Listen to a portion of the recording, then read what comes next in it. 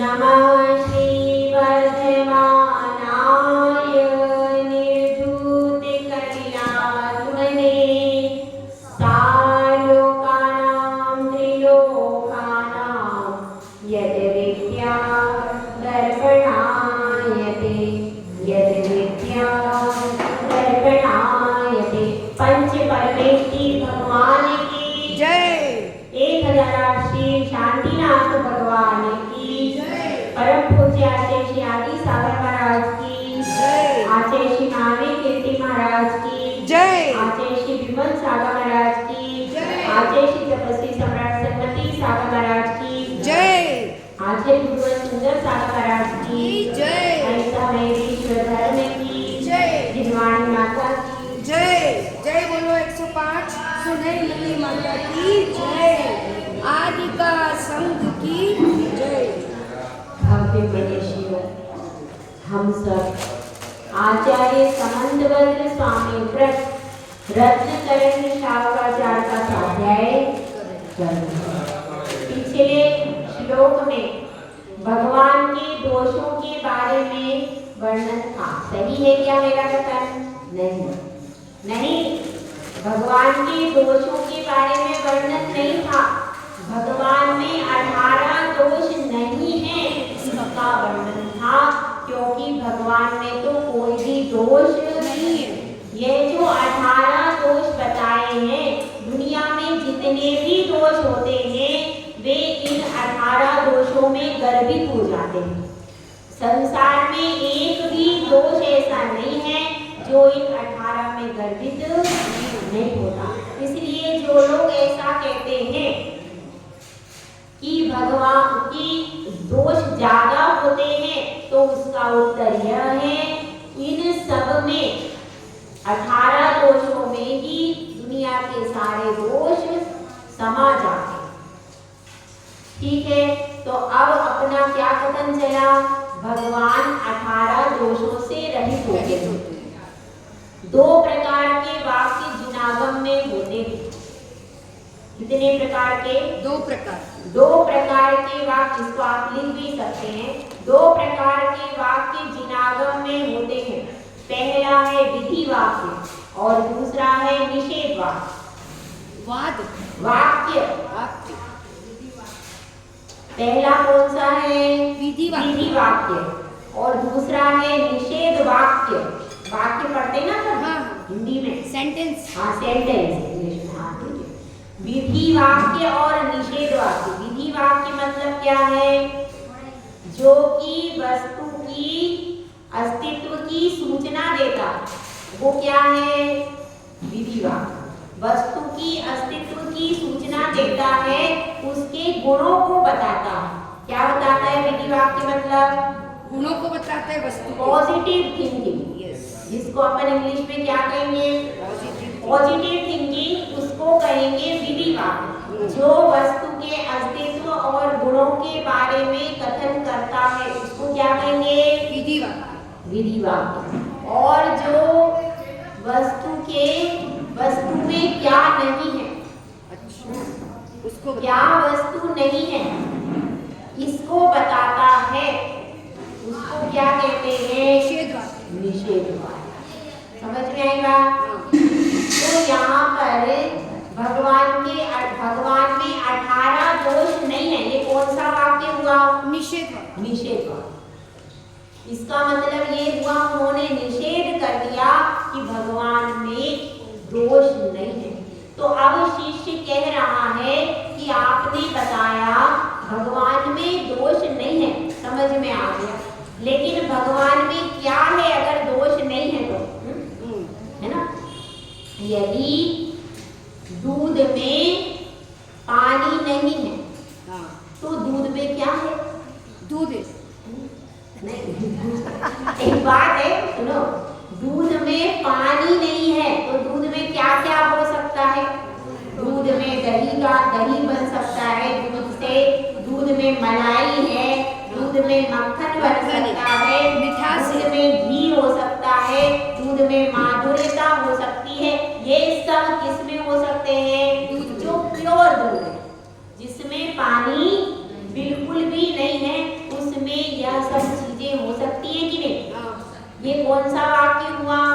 विधिवाक्य कि जिसमें दूध में क्या क्या चीजें हैं वो सब बता रहे। और निषेध मतलब क्या? दूध में पानी नहीं। जैसे हम कहेंगे कि मंदिर में भगवान है, कौन सा वाक्य हुआ? विधिवाक्य। और मंदिर में रागी द्वेषी भगवान नहीं है, ये कौन सा वाक्य हुआ? निषेध। कि यहाँ पर जो प्रतिमा है वह कैसी है? वीतरागी है, रागी द्वेषी नहीं। इस तरह से ये दो प्रकार के, अगर आपको जिनागम को पढ़ेंगे, दो प्रकार के वाक्यों का ज्ञान होगा तो बिल्कुल इजीली आप पढ़ लेंगे।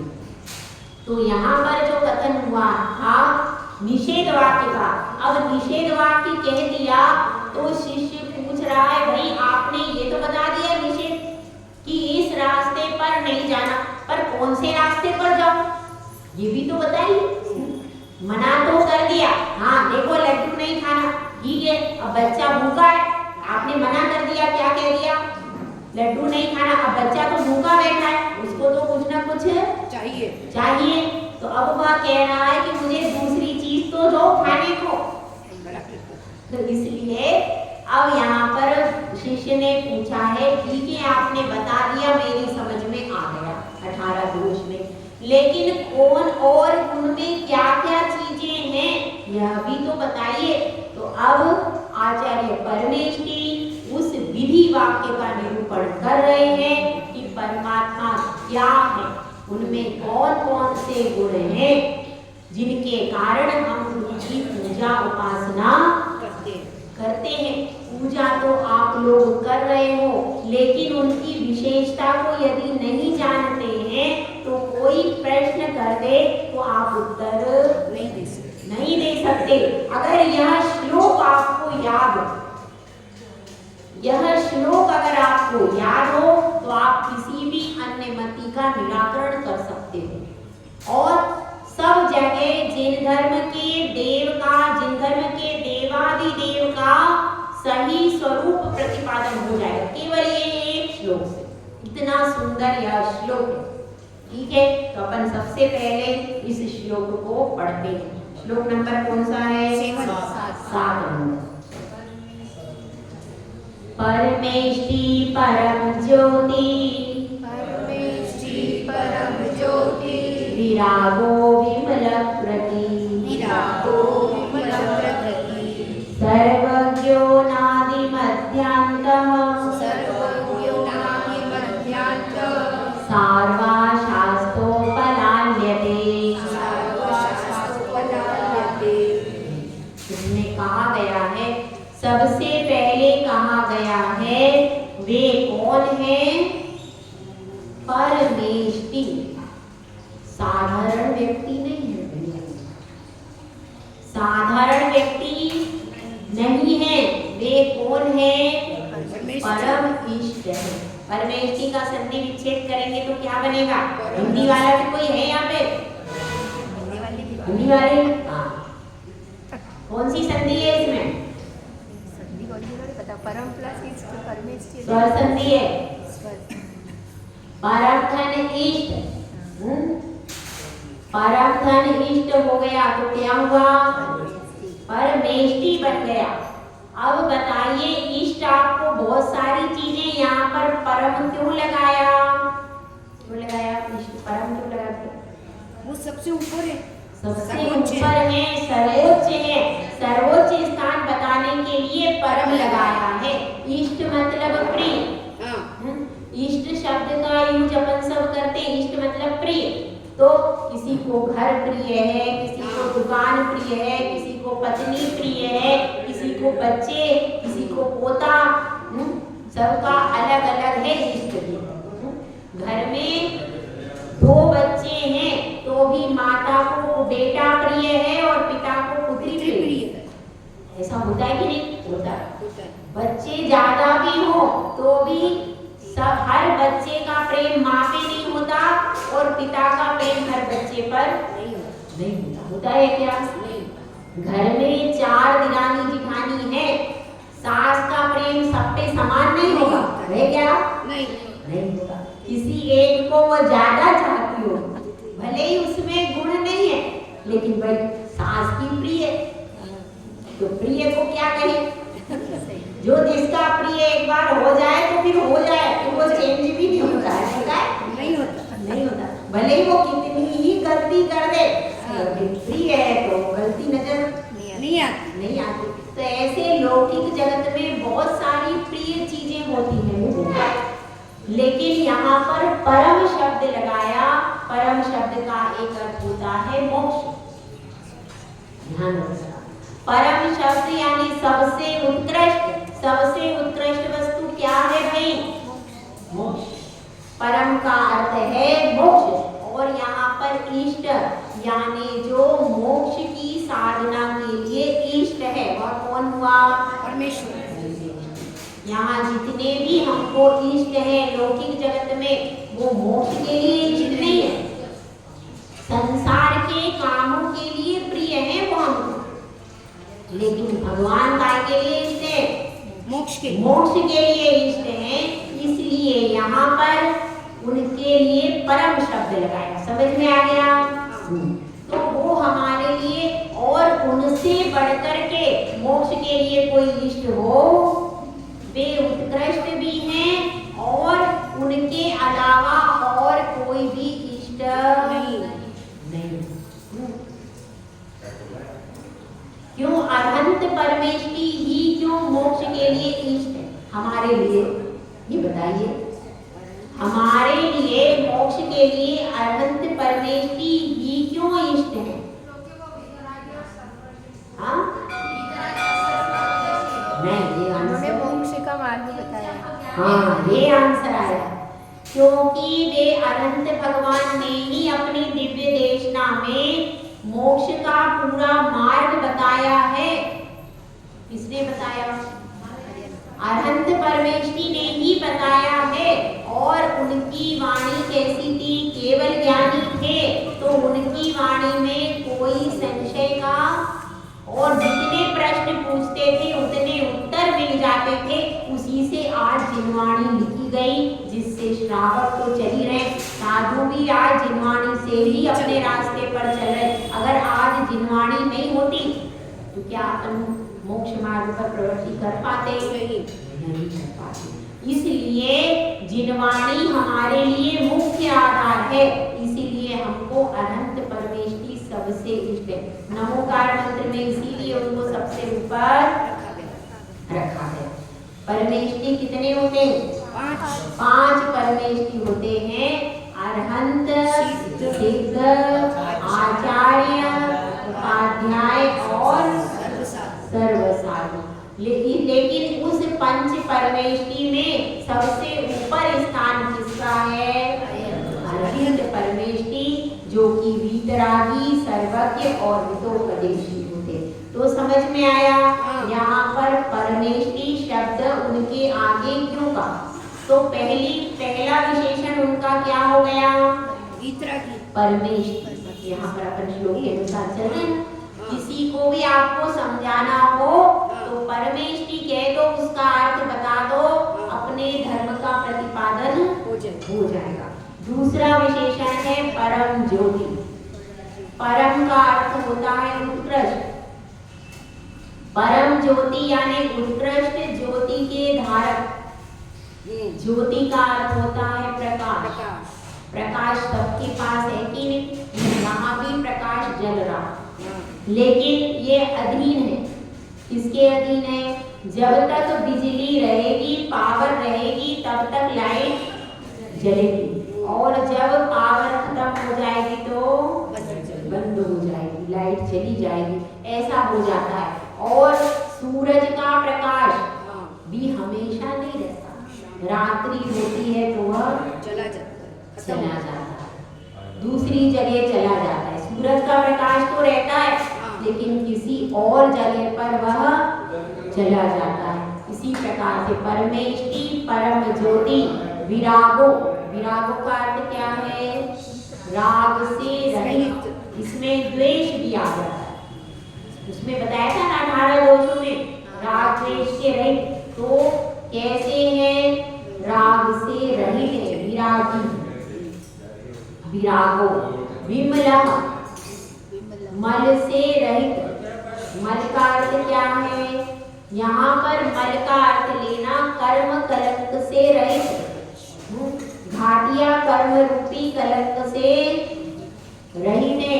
अरहंत परमेष्टि और सिद्ध परमेष्टि दोनों इसमें ले सकते हैं। सिद्ध परमेष्टि संपूर्ण कर्मों से रहित है और अरहंत परमेष्टि घाटिया रूपी कर्मों से रहित है। ये हो गया। विरागो, विमला, प्रति। प्रति का अर्थ क्या है? प्रति का अर्थ है जिन्होंने संसार के समस्त कार्यों को कर लिया। जो प्रकृत्य का अर्थ है वही इसका अर्थ। जिन्होंने संसार के समस्त कार्यों को पूर्ण कर लिया है, कोई भी कार्य करना शेष नहीं है। नहीं ना भैया, संसार के काम कभी पूरे होते हैं? नहीं होते। कभी होते हैं क्या? नहीं। कभी भी संसार के काम पूरे नहीं हो सकते हैं क्या? नहीं हो सकते संसार के काम। आप एक काम को करोगे, दूसरा सामने उपस्थित हो जाएगा। तो इसलिए मोक्ष का जो अपनी आत्मा का जो कार्य था वह उन्होंने पूर्ण कर लिया। आप अपना लोटा छान सकते हो, अपने आप को सुधार सकते हो। दुनिया को सुधारने जाओगे तो सुधर जाएगी क्या? उसके चक्कर में अपन सब अनादिकाल से बिगड़ गए। इसके चक्कर में, दुनिया को सुधारने के चक्कर में अपन अनादिकाल से संसार में भटक रहे। अगर अपने आप को सुधारा होता तो आज यहाँ पर नहीं होते। अपन भी भगवान के साथ 24 भगवान आए, उन्होंने उपदेश दिया, समझाया, लेकिन हमने कहा अभी हम दुनिया को सुधारेंगे, अभी अपने आप को नहीं सुधार। अगर एक का भी आश्रय ले लेते, एक का भी पल्ला पकड़ लेते तो कल्याण होता कि नहीं? अरे वो इतने लाख लाख, इतने अरब अरब मुनि मोक्ष चले गए, सम्मेद शिखर की टोप पे बोलते हो, तुमको लज्जा नहीं आती? इतने सारे चले गए, एक का भी पल्ला पकड़ लेते तो मोक्ष हो जाता। मोक्ष हो जाता। फिर पोता पोती बच्चे ये नहीं मिलते। ये तो अच्छे हैं ना, संसार में सुख है? नहीं है भाई, इन सब में महान दुख है। सब कुछ नहीं, सब कुछ में सारभूत चीज नहीं है। एक में सारा सारभूत बना छुपा हुआ। एक को अगर एक का कल्याण कर लेंगे तो क्या होगा? सबका कल्याण हो जाएगा। और जो हम सबके पीछे भागते रहेंगे ना एक का होगा ना सबका होगा। इसलिए अपने को विचार करना है। परमेष्टि परम ज्योति का अर्थ है केवल ज्ञान रूपी ज्योति से विभूषित है। भगवान के शरीर में, उस शरीर में इतनी प्रभा है, करोड़ों सूर्य करोड़ों चंद्रमा की प्रभा भी जिसके आगे नतमस्तक हो जाती है। इतनी रोशनी है और फिर भी आंखों को चुभती है, बार बार देखने की इच्छा होती है। जो समोसरण में बैठते हैं श्रावकगण, उनको तो इतना रूप मनोहर लगता है कि नजर हटाने की इच्छा नहीं होती। इतने सुंदर भगवान होते। दो विशेषण हो गए, परमेष्टि परम ज्योति, विरागो विमला प्रति। अब क्या है? तीसरा है सर्वज्ञ। सर्वज्ञ का अर्थ क्या होता है? सबके ज्ञानी, सब कुछ जानते हैं। तीन लोक के, तीन काल में, 6 द्रव्यों की जो पर्याय है, उस पर्याय को, सभी पर्यायों को युगपत एक साथ में जानते देखते हैं। इसलिए उनको क्या कहा गया? सर्वज्ञ।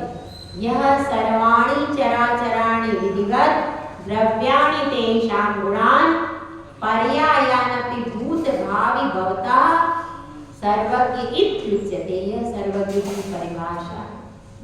सब काल के सब कुछ जान लिया, कहते ना अपन मेरी भावना में, सब कुछ जान लिया। उनके जानने को कुछ भी शेष नहीं है।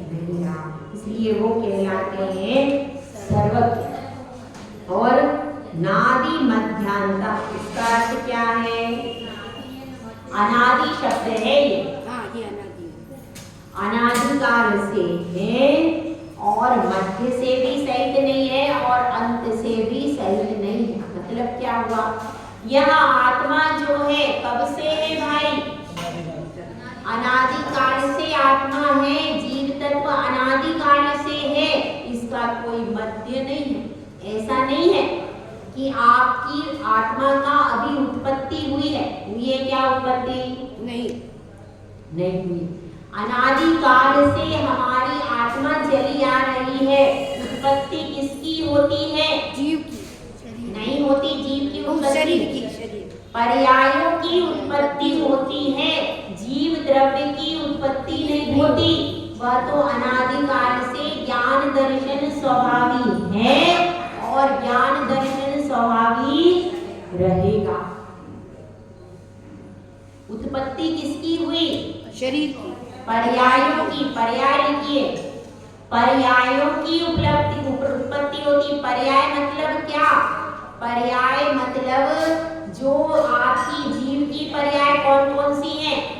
विभाविक पर्याय, मनुष्य, तिर्यंच, वेव और नारक, ये कौन सी पर्याय है अपनी? विभाव पर्याय। क्योंकि कर्म से सहित है इसलिए क्या कहलाती है? विभाव पर्याय। और स्वभाव पर्याय कौन सी है? सिद्ध पर्याय हमारी स्वभाव पर्याय। वास्तविक पर्याय अपनी कौन सी है? सिद्ध पर्याय हमारी है। और जब हम प्राप्त कर लेंगे तो हमारी स्वभाव पर्याय हमको प्राप्त हो जाएगी। तो विभाव पर्याय और स्वभाव पर्याय। विभाव पर्याय किसके पास है? अपने पास।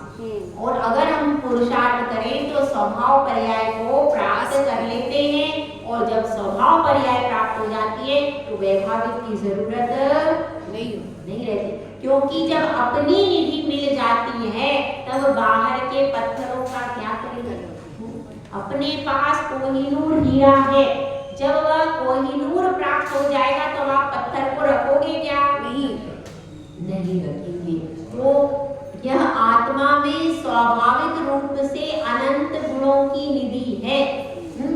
और देखिए अगला विशेषण है, मतलब आत्मा अनादि से है, उसका कोई मध्य भी नहीं है और उसका कोई अंत। कभी आत्मा समाप्त होगी क्या? नहीं, कभी भी समाप्त नहीं होगी। यह क्यों कहा गया? क्योंकि अन्य मतियों में ऐसा कहा जाता है कि शरीर की उत्पत्ति होती है और एक पर्याय के बाद नष्ट हो जाते हैं। फिर कहाँ जाते हैं? जन्नत में जाते हैं या हेवन में जाते हैं। वहां पर एक बैठा रहता है लिखने वाला, और जैसा आपका पुण्य पाप होता है वैसे आपको भेज दिया जाता है। वहां पर बैठा रहता है, हाँ भाई इसका क्या बैलेंस है, इसके पाप जाता है, इसको नरक में भेजो, इसका पुण्य जाता है, इसको स्वर्ग में भेजो। ऐसा सिस्टम है क्या? नहीं, ऐसा कोई सिस्टम नहीं है। अपने अपने कर्मों के अनुसार स्वयं व्यक्ति चला जाता है। कोई भेजने वाला नहीं है, कोई यमराज लेने वाला आने वाला नहीं है भैया। अपने अपने अपना आयु कर्म खत्म हो गया, अपन चले जाएंगे। जहाँ की नवीन आयु बांधी है वहां पर आप चले, अपने आप जा सकते। कर्म स्वयं सक्षम है इन सब चीजों को करने के लिए। किसी को पोथी पढ़ने की लिखने की जरूरत नहीं, ये ध्यान रखना। तो ऐसी जो मान्यता है जिसमें यह कहते हैं कि शरीर की उत्पत्ति में जीव की उत्पत्ति हो गई, उस मान्यता का, उस परंपरा का निराकरण करने के लिए यहाँ कर दिया है कि यह जीव तो अनादिकाल से है, अनादिकाल तक रहेगा, ना इसका कहीं कोई मध्य है, ना आरंभ है, ना इसको, इस धारणा को भी अपनी सुधार लेना।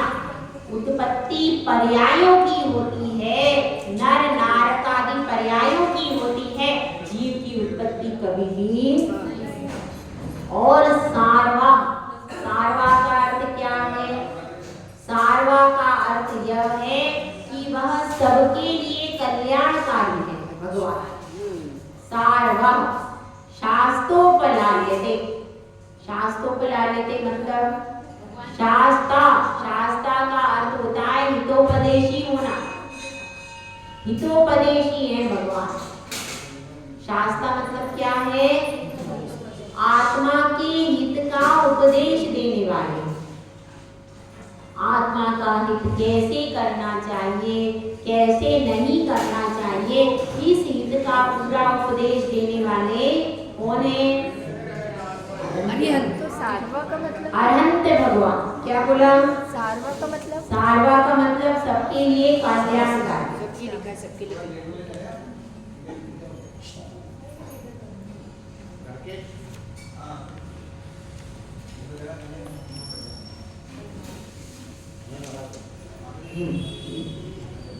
सबका उपकार करने वाले, इस लोक परलोक का सबका उपकार करने वाले कौन है?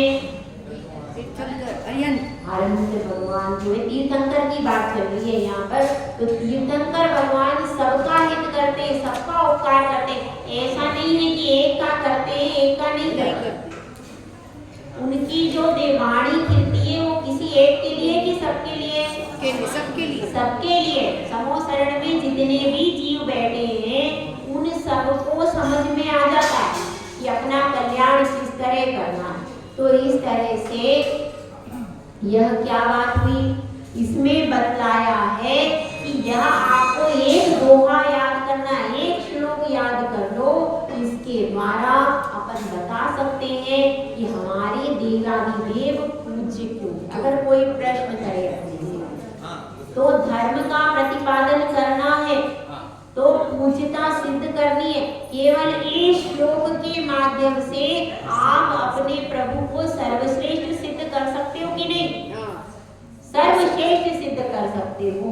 और किसी भी प्रकार से जिसने इस श्लोक को मर्म को समझ लिया वो कभी जीवन में मिथ्यात्व के फंदे में फंसेगा नहीं, क्योंकि उत्कृष्ट वस्तु अपने हाथ में है।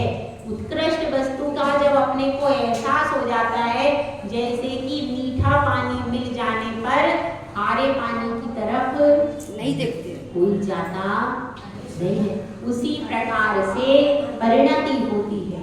देखिए अब एक श्लोक और ले लेंगे 8 नंबर का। अनात्मार्थम विना रागै शास्ता शास्ति सतो हितम् ध्वनन शिल्पी करस्पर्शाम् मूर्जा किमपेक्षते। अब इसमें बताया गया है, शिष्य ने यह प्रश्न किया है, आपने बताया है वे हित का उपदेश देते हैं, तो जब उनके पास राग द्वेष नहीं है, कोई इच्छा नहीं है, ये आपने बताया था कौन से श्लोक में? 6 नंबर में, कि वे राग द्वेष से रहित हैं, उनके कोई इच्छा नहीं है।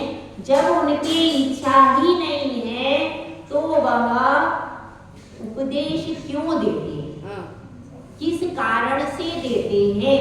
तो अब इसमें स्पष्ट कर रहे हैं कि भगवान की जो दिव्य ध्वनि होती है तीर्थंकर प्रभु की, वह दिव्य ध्वनि किस प्रकार से खिलती है और उसको देने के बाद भी भगवान कैसे राग द्वेष से रहित रहते, इस बात को इस श्लोक में बताया गया। कैसे बताया गया? अनात्मार्थम बिना रागे।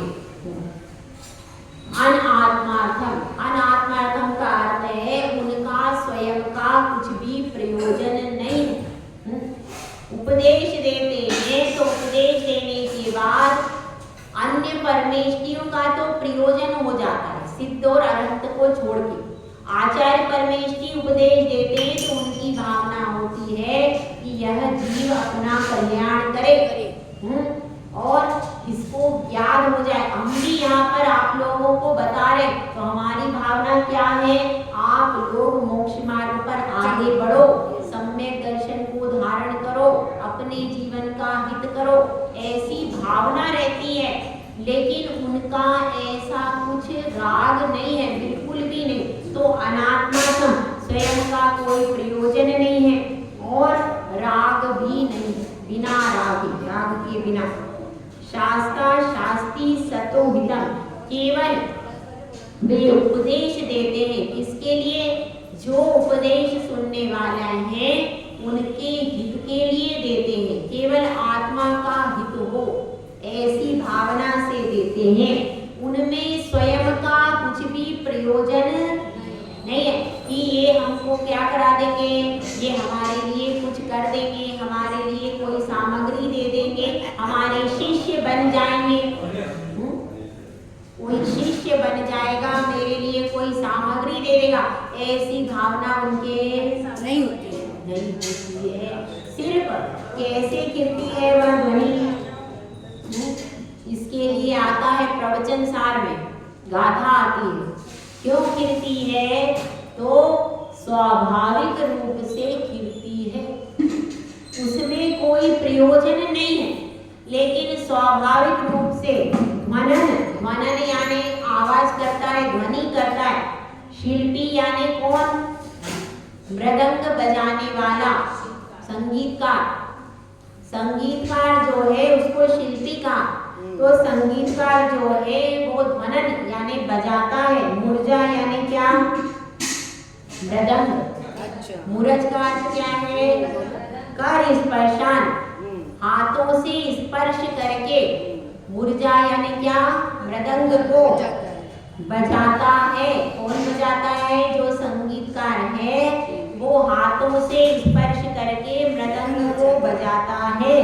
पर मृदंग कुछ भी इच्छा नहीं रखता। किम अपेक्षते यानी कोई इच्छा को, किम धन अपेक्षते बनेगा, इसमें क्या बनेगा? किम मतलब क्या?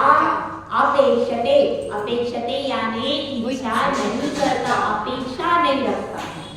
संसार में जितने भी द्वंद्व हैं सारे अपेक्षाओं को लेकर के हम अपेक्षा करते हैं, सामने वाला उस अपेक्षा को पूरा नहीं करते, द्वंद्व हो जाता। अपेक्षाएं भी इतनी हो कि जिसमें द्वंद्व ना हो। धार्मिक अपेक्षा करें तो सहज है कि हमें मंदिर मिल जाए, हमारा परिवार हमारे धर्म में सहयोग करे, ये अपेक्षाएं तो अच्छी हैं। लेकिन मेरे पास 1000 साड़ी होना चाहिए, एक गाड़ी होना चाहिए, खूब बड़ा बंगला होना चाहिए, हर उत्कृष्ट चीज मेरे पास में होना चाहिए, तब मैं सुखी होगा।